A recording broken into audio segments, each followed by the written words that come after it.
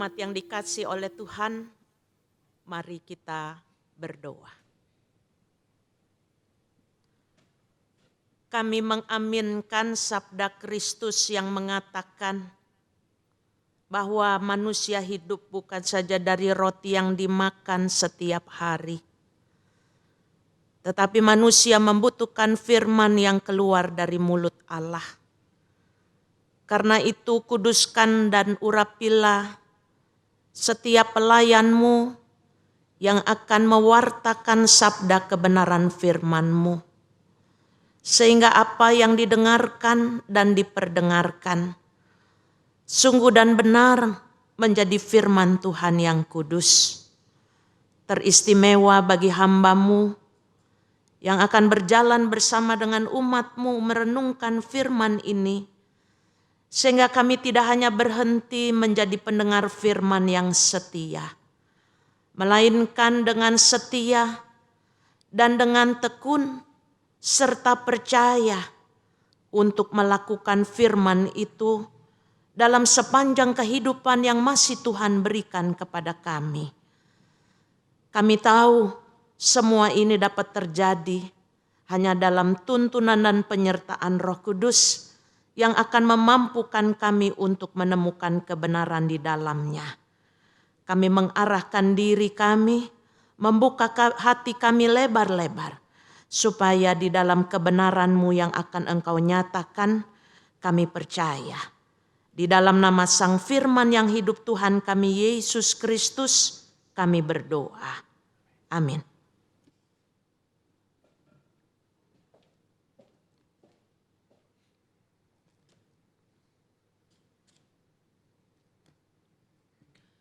Bacaan pertama dari Yehezkiel pasalnya yang ke-17 ayat 22 sampai 24. Beginilah firman Tuhan Allah, aku sendiri akan mengambil carang dari puncak pohon aras yang tinggi dan menanamnya. Aku akan mematahkannya dari pucuk yang paling ujung dan masih muda, lalu aku sendiri akan menanamnya di atas gunung yang menjulang tinggi. Di atas gunung Israel yang tinggi akan kutanam dia, agar ia bercabang-cabang dan berbuah menjadi pohon aras yang hebat. Segala macam burung dan semua yang bersayap tinggal di bawahnya. Mereka bernaung di bawah cabang-cabangnya. Segala pohon di ladang akan mengetahui bahwa aku, Tuhan, merendahkan pohon yang tinggi dan meninggikan pohon yang rendah, membuat pohon yang tumbuh menjadi layu kering dan membuat pohon yang layu kering bertunas kembali. Aku Tuhan yang mengatakannya dan akan melakukannya. Demikianlah sabda Tuhan. Syukur kepada Allah.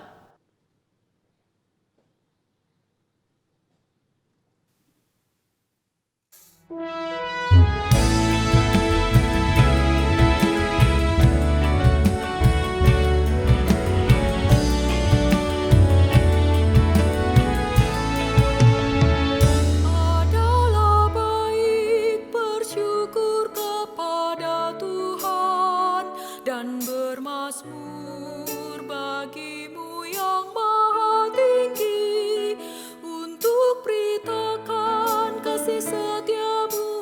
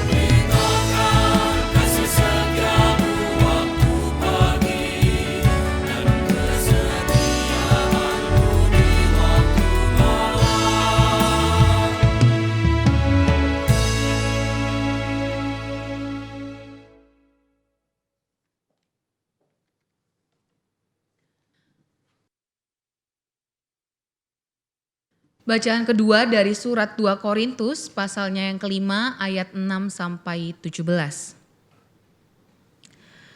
Karena itu hati kami senantiasa tabah meskipun kami sadar bahwa selama kami mendiami tubuh ini, kami masih jauh dari Tuhan.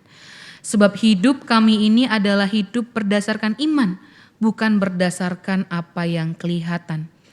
Tetapi hati kami tabah dan kami lebih suka beralih dari tubuh ini untuk menetap dengan Tuhan. Sebab itu juga kami berusaha supaya kami berkenan kepadanya, baik kami tinggal di dalam tubuh ini maupun kami tinggal di luarnya. Sebab kita semua harus menghadap tahta pengadilan Kristus, supaya setiap orang memperoleh apa yang patut diterimanya, sesuai dengan yang dilakukannya dalam hidupnya ini, baik ataupun jahat. Kami tahu apa artinya takut akan Tuhan, karena itu kami berusaha meyakinkan orang.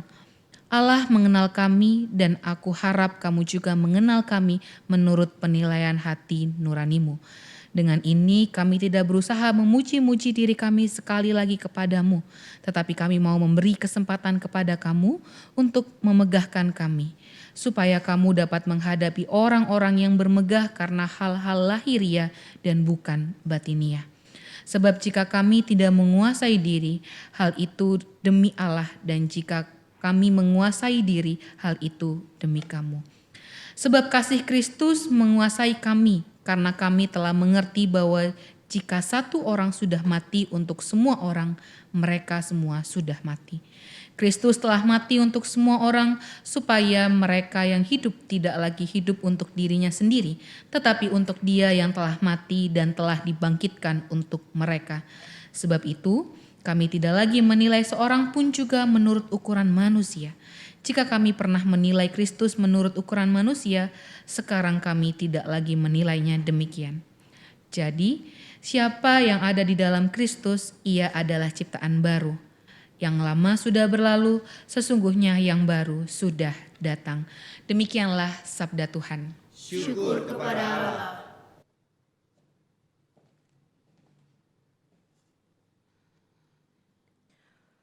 Injil Tuhan kita Yesus Kristus menurut Markus pasal 4 ayatnya yang ke-26 sampai 34. Lalu kata Yesus, beginilah hal kerajaan Allah itu, seumpama orang yang menaburkan benih di tanah. Lalu pada malam hari ia tidur, dan pada siang hari ia bangun, dan benih itu bertunas dan bertumbuh. Bagaimana terjadinya tidak diketahui orang itu. Bumi dengan sendirinya mengeluarkan buah, mula-mula tangkainya, lalu bulirnya, kemudian butir-butir yang penuh isinya dalam bulir itu. Apabila buah itu sudah cukup masak, orang itu segera menyabit sesudah musim menuai sudah tiba. Katanya lagi, dengan apa kita hendak mengumpamakan kerajaan Allah itu? Atau dengan perumpamaan manakah kita hendak menggambarkannya? Kerajaan itu seumpama biji sesawi ketika ditaburkan di tanah. Biji itu yang paling kecil dari segala jenis benih yang ada di bumi. Namun setelah ditaburkan, benih itu tumbuh dan menjadi lebih besar daripada segala sayuran yang lain dan mengeluarkan cabang-cabang yang besar, sehingga burung-burung di udara dapat bersarang dalam naungannya. Dalam banyak perumpamaan yang semacam itu, ia memberitakan firman kepada mereka sesuai dengan kemampuan mereka untuk mengerti, dan tanpa perumpamaan ia tidak berkata-kata kepada mereka, tetapi kepada murid-muridnya ia menguraikan segala sesuatu secara tersendiri. Demikianlah Injil Yesus Kristus. Berbahagialah mereka yang mendengarkan firman Allah dan yang memeliharanya. Haleluya.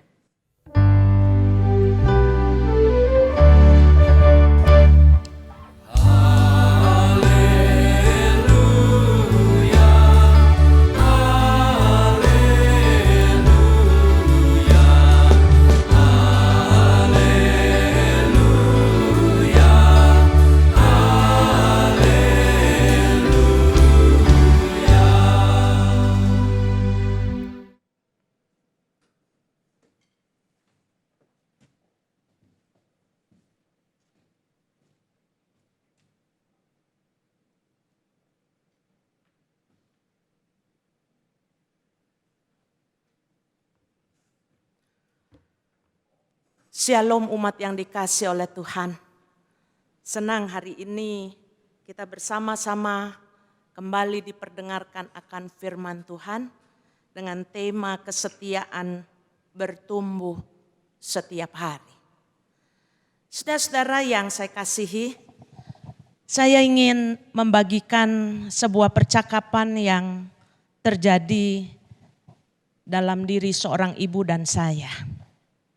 Suatu hari ada seorang ibu yang ingin menyuarakan sesuatu yang menggelisahkan hatinya tentang anak yang dikasihinya.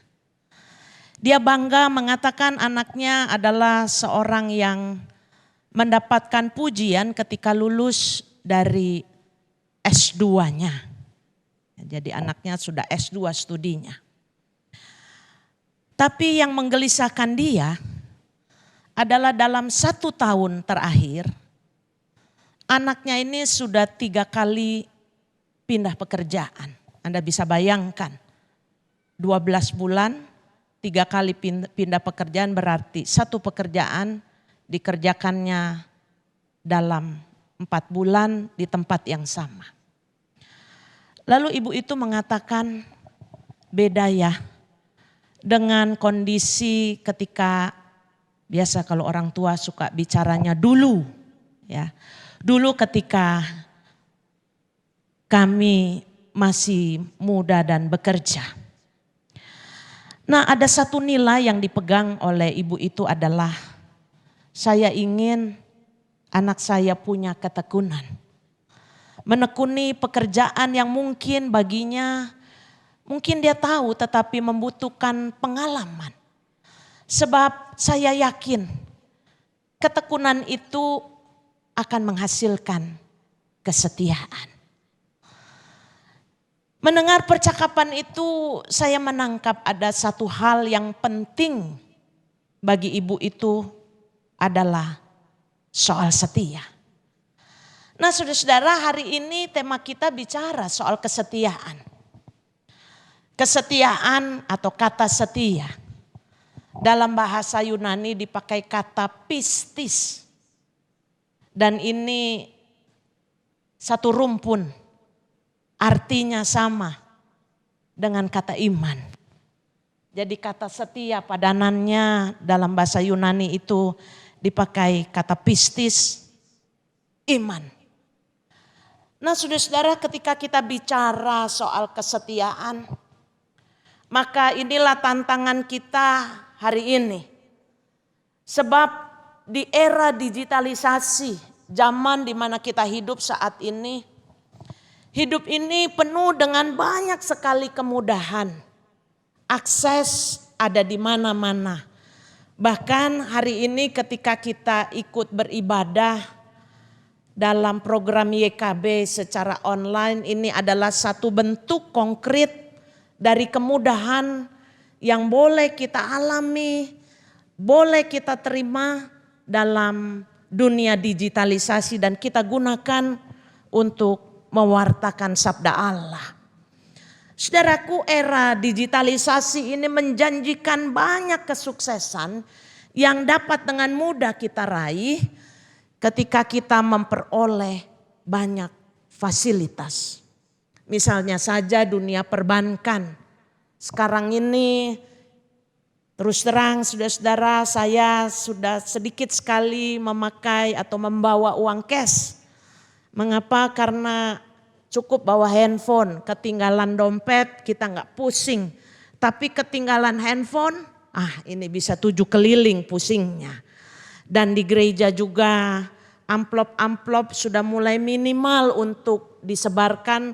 Karena berharap di era digital ini umat punya kesadaran untuk memberikan persembahan secara digitalisasi dan itu sangat memudahkan para penatua untuk mengurangi jam waktu mereka untuk menghitung persembahan secara itu tadi yang hitung 50.000, 20.000, 5.000 dan seterusnya, dan itu juga menjadikan lebih akurat. Nah saudara-saudara, di era digitalisasi transportasi juga mudah di mana-mana. Kita ke Bandung Ya, walaupun saya belum punya kesempatan naik bus, ini yang saya rindukan dalam hari-hari terakhir ini supaya bisa gitu sampai ke Bandung dengan cepat. Begitu pula dalam dunia pendidikan. Kemarin saya dikirim ada 3 buku, ya, tidak lagi perlu bawa buku berat-berat. Sekarang sudah ada e-book. Kita mengalami proses percepatan yang disertai dengan banyak sarana yang memudahkan. Dan tidak terkecuali dalam kehidupan beriman kita, dalam hidup beragama kita. Beberapa waktu yang lalu dalam sebuah acara Zoom, sebuah jemaat, mereka sedang bergumul dengan kehadiran umat di gereja. Ya, sekarang istilahnya luring dan daring. Mereka mengatakan yang ikut ibadah secara tatap muka ini sedikit, Bu. Jadi bagaimana dong kita ini? Dulu kita membangun gereja besar-besar dan memenuhi segala fasilitas. Ternyata kita kalah dengan fasilitas dalam era digitalisasi ini. Dimanapun kita berada kita bisa ikut kebaktian. Saudara-saudara, yang menjadi pertanyaan kita adalah apakah kemudahan yang ada ini membuat manusia merasa cukup? Termasuk di dalamnya cukup puas. Kita boleh jawab seturut dengan suara hati kita ya saudara. Nah yang terjadi adalah bukankah kita, Anda dan saya adalah manusia yang tidak pernah merasa cukup puas. Selalu ada keinginan dan keinginan lagi. Itu sebabnya manusia menjadi makhluk yang mudah sekali bosan. Banyaknya pilihan dalam hidup ini membuat seseorang menjadi gampang bosan dan dia mulai terjebak pada kebosanan rutinitasnya. Dan ketika orang mulai bosan dengan rutinitasnya, jadi dia sulit untuk menemukan apa makna hidup yang dia alami itu. Hidup ini menjadi monoton. Itu lagi, itu lagi. Karena itu zaman saya kecil nyanyi lagu. Bangun tidurku terus mandi, tidak lupa menggosok gigi. Sekarang orang bangun tidur gak langsung mandi, gak mandi juga gak soal. Gak sikat gigi juga gak soal. Kenapa? Karena orang sekarang tidak mau terjebak pada rutinitas. Kenapa? Katanya yang rutin itu membuat hidup itu jadi monoton. Dan kalau hidup sudah menjadi monoton maka dia kehilangan dayanya. Dia kehilangan semangatnya, dia kehilangan spiritnya. Seolah rutinitas menjadikan seseorang itu berjalan ya berjalan, tetapi hanya berjalan di tempat. Bergerak ya bergerak, tetapi bergerak tanpa arah dan tujuan yang jelas. Saudara-saudara yang saya kasihi dan Tuhan sayangi, begitu pula dalam hidup beriman kita. Tidak sedikit orang berpendapat bahwa kekristenan itu hanya cukup percaya, mengaku Yesus sebagai Tuhan dan Juru Selamat cukup. Dan itu dianggap sebagai sebuah pencapaian yang terbaik.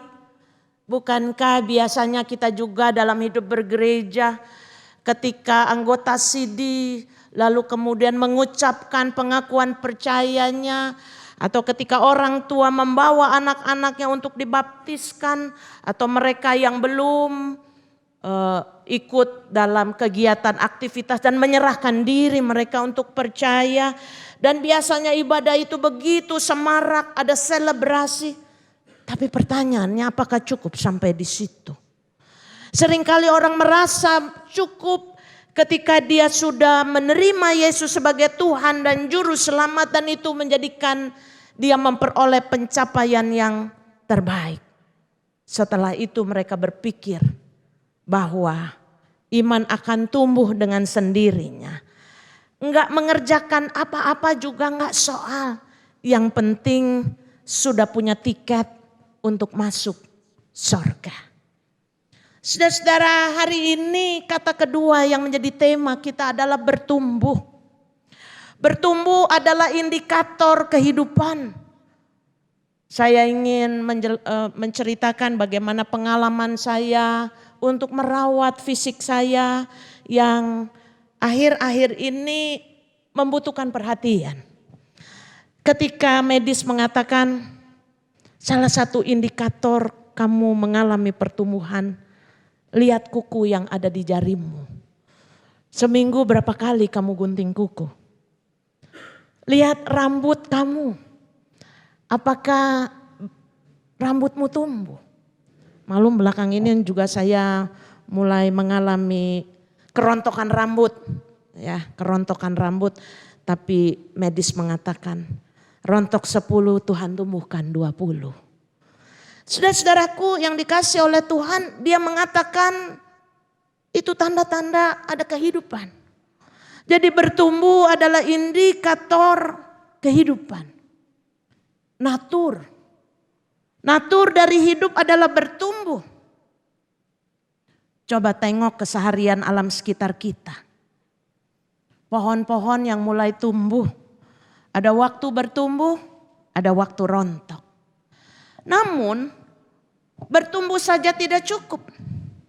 Dibutuhkan pertumbuhan yang berkualitas. Pertumbuhan yang berkualitas itu membutuhkan upaya. Membutuhkan usaha, bahkan upaya dengan setia. Dengan tekun. Usaha yang setia. Usaha yang tekun. Itu sebabnya nature saja tidak cukup. Dibutuhkan nature and nurture. Adalah hal yang sama pentingnya. Seorang yang mungkin secara genetik dia punya begitu banyak talenta. Jadi ada teman saya yang punya talenta bermusik luar biasa. Dia hampir seluruh alat musik dia bisa mainkan. Suaranya juga merdu. Sampai saya bilang, dia ngomong aja suaranya merdu. Saya nyanyi fals gitu ya. Lalu saya coba lihat genetiknya. Oh, campuran antara suku Batak dan Ambon. Saya bilang maknyus banget. Memang kalau orang Batak nyanyi sudah luar biasa. Ngomong aja udah merdu. Apalagi dia nyanyi. Orang Ambon kalau nyanyi, itu campuran. Kalau saya tidak ada. Nah saudara-saudara sekalian, selebihnya saya lihat mengapa dia bisa menyanyi, bukan saja menyanyi dengan baik tetapi menyanyi menyentuh hati. Menyanyi dengan merdu, banyak orang suaranya baik belum tentu dia dapat menyanyi dengan menyentuh hati. Omong punya omong, akhirnya dia bercerita di rumah dia. Mereka punya kebiasaan bernyanyi bersama. Bapak, ibu, opung, opa, oma, semua ikut menyanyi dan semua berpadu dengan baik. Jadi saya mau katakan rumusan nature and nurture itu ada manfaatnya. Ada kaitannya. Artinya adalah seseorang yang secara genetik diberikan kemampuan untuk menyanyi. Namun ketika atmosfer yang membentuk dia itu ikut mensupport, mendukung kreativitas dan kemampuannya, maka potensi yang Tuhan berikan akan bertumbuh dengan baik. Saudaraku, firman Tuhan hari ini, sebagaimana inilah yang menjadi misi Tuhan Yesus Kristus. Ketika dia datang ke dalam dunia ini, maka apa yang menjadi inti pemberitaannya adalah hal kerajaan Allah. Ciri dari Tuhan adalah dia selalu menjelaskan dengan hal-hal yang sederhana, dengan hal-hal yang sehari-hari yang dialami oleh setiap orang. Sehingga ketika dia berbicara orang tahu maksud dan tujuannya. Itu sebabnya saudara-saudara belakangan ini saya terus belajar bagaimana memudahkan sesuatu yang sulit. Maklum kadang-kadang saya diprotes kalau khotbah jangan yang sulit-sulit. Hidup ini sudah sulit. Bagaimana supaya membumi. Nah, Tuhan saja sudah menyatakan warta itu yang luar biasa sehingga semua orang dari yang kecil sampai yang dewasa, dari yang berpendidikan sampai yang kurang berpendidikan, semua bisa paham. Elizabeth harus belajar dari Tuhan Yesus. Saudara, firman Tuhan hari ini memakai perumpamaan yang menjadi ciri dari Tuhan Yesus ketika dia bicara hal kerajaan Allah. Saudaraku, kerajaan Allah itu sudah ada di bumi.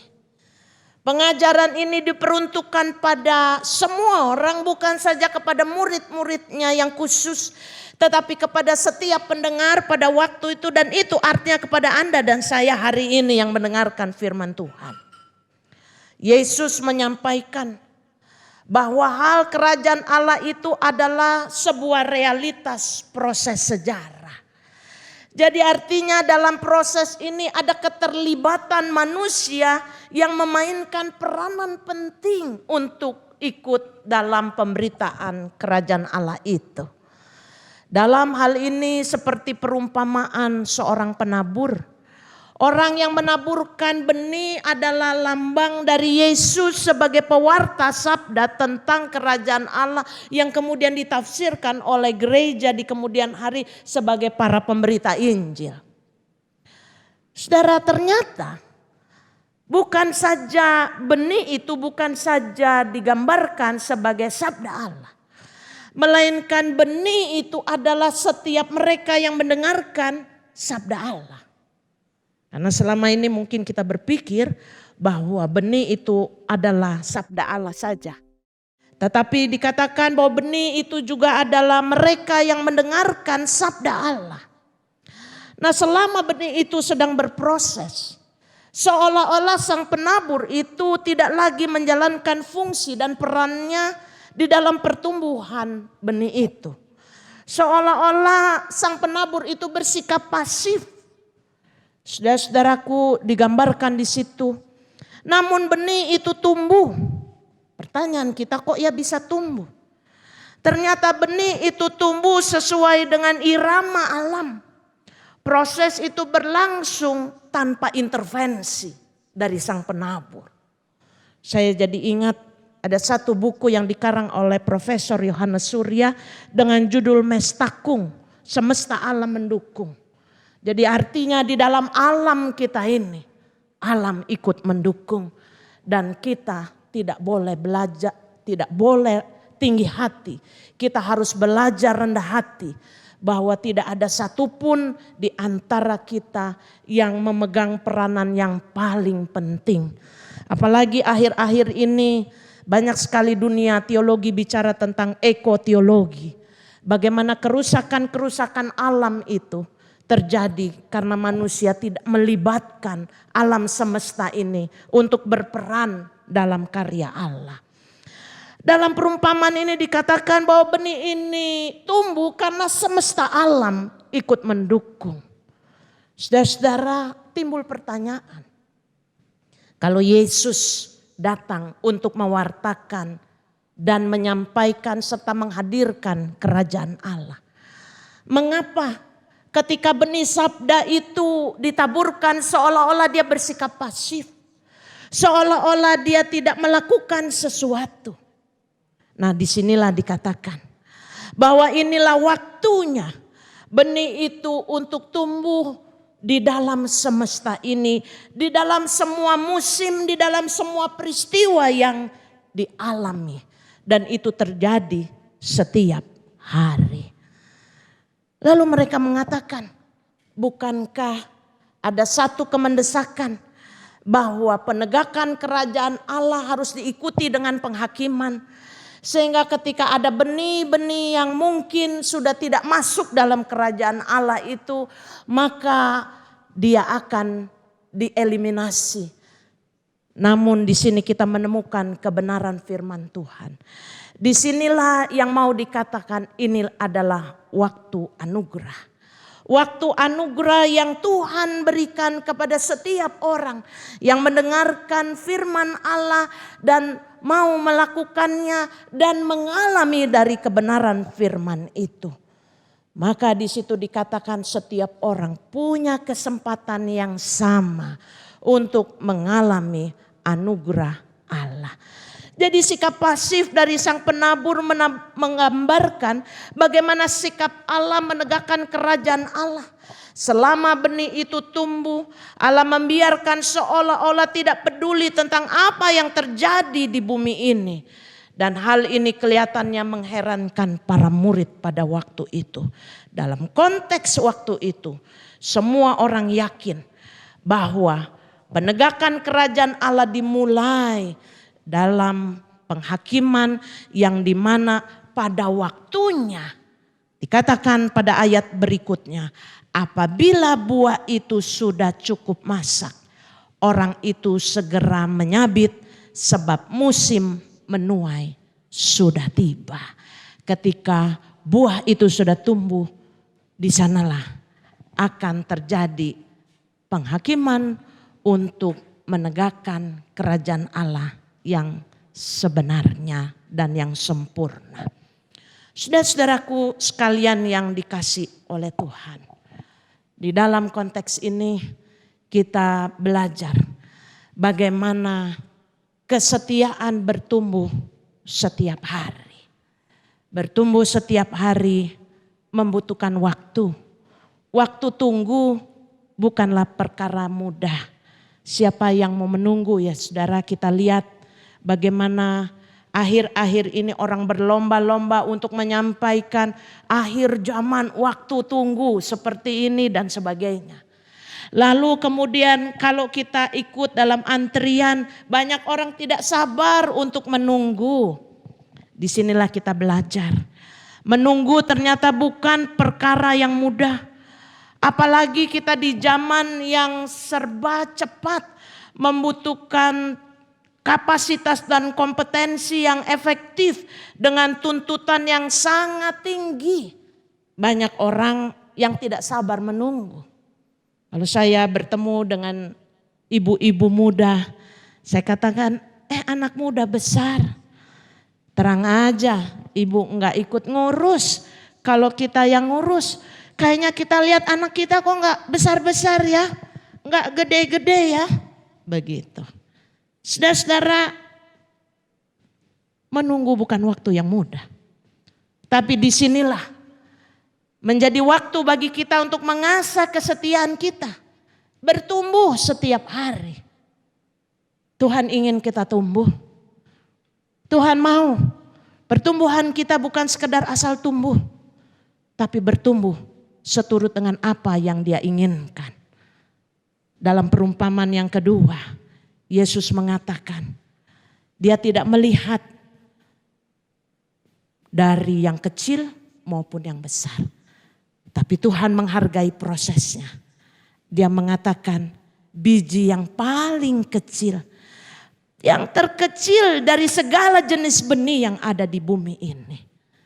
Ternyata ketika dia mampu bertumbuh setiap hari dalam kesetiaan, dia akan menjadi lebih besar daripada segala sayuran yang lain dan mengeluarkan cabang-cabang yang besar sehingga burung-burung di udara dapat bersarang dalam naungannya. Kesetiaan bertumbuh setiap hari. Ujungnya adalah pertumbuhan itu bukan saja menghasilkan yang terbaik untuk kita, tetapi kita dapat menghasilkan hidup yang terbaik sehingga nama Tuhan dimuliakan. Dan orang boleh merasakan kehadiran sabda Tuhan lewat diri kita. Seperti yang dikatakan oleh Teresa. Kita bukan melakukan perkara-perkara yang besar. Tetapi kita dapat melakukan perkara-perkara yang kecil. Namun satu hal, dengan cinta yang besar. Dengan kesetiaan kita yang besar. Bahwa pertumbuhan kita adalah pertumbuhan karena kesetiaan Tuhan yang memelihara hidup kita sehari lepas sehari. Dan hasilnya ajaib. Kita diberkati dan hidup kita dapat terus menjadi berkat di tengah era digitalisasi yang membutuhkan kesetiaan. Maka mulailah hidup kita yang setia terlebih dulu untuk menjadi berkat bagi sebanyak mungkin orang. Tuhan memberkati kita dan menaruh iman, cukup percaya dan mempercayakan hidup kita kepada Dia. Dan setia bertumbuh setiap hari. Tuhan memberkati. Amin.